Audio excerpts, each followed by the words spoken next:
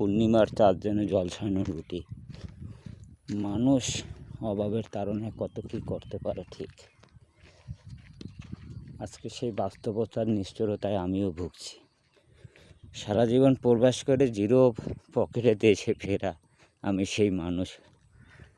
আজ 5 কিলোমিটার হেঁটে আমি মার্কেটিং করতেছি, যেখানে গাড়ি নেই, কোনো একটা ভ্যান নেই, নির্জুম একটা এরিয়া, যে এরিয়াতে চাইলেই একটা অটো পাওয়া যাবে না, একটা ভ্যান পাওয়া যাবে না। দেখুন আশপাশটা রাস্তাঘাট নির্জন এরিয়া। সব হাঁটতে হাঁটতে আমার শরীরের অবস্থা, কাপড় একদম ভিজে গেছে এই রোদে। আর পরিবেশগুলো দেখুন, চারিদিকে পরিবেশটা সুন্দর, কষ্ট হলেও মনকে সান্ত্বনা দিতে হবে। কষ্ট তো জীবনে থাকেই মানুষ মাত্রে। আপনারা মনে কিছু করবেন না, কথাগুলো শেয়ার করলাম। আশপাশগুলো পরিবেশগুলো উপভোগ করুন। দেখুন চারপাশটা কত সুন্দর, সুন্দর একটা পরিবেশ।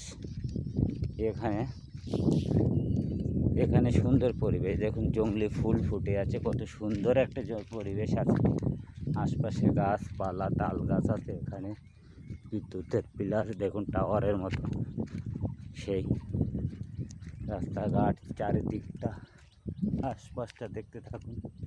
খুব সুন্দর একটা পরিবেশ। গ্রামে আসলে বুঝতে পারবেন গ্রামের পরিবেশটা কেমন।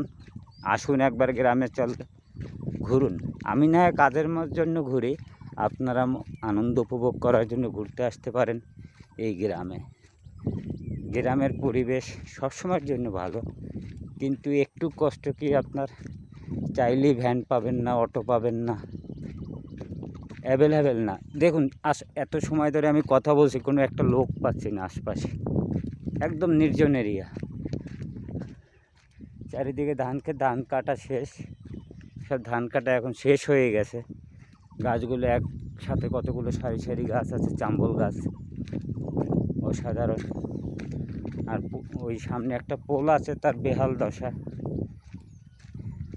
পোলটা সেই বেহাল দশায় আছে।